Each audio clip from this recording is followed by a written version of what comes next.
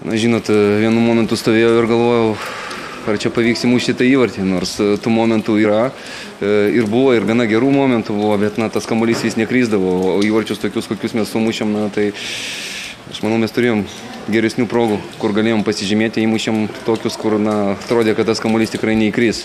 Bet kokiu atveju įvartis yra įvartis ir labai svarbu, kad laimėjom 3 taškai, aišku.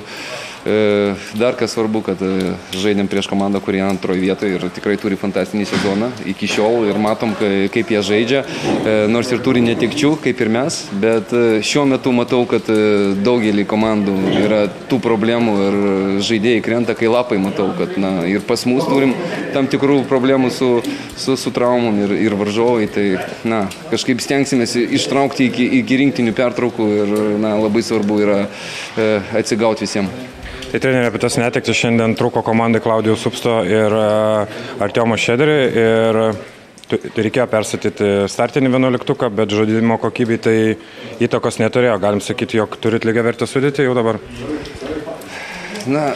Žinot, jie abu yra labai svarbus žaidėjai, kaip ir kiti žaidėjai, kurie laukia savo šansų. Ir šiandien buvo būtent ta diena, kad mes šiandien pamatėm nemažai žaidėjų, kurie, negauna daug žaisti. Aš manau, kad tikrai nėra lengva įeiti, bet,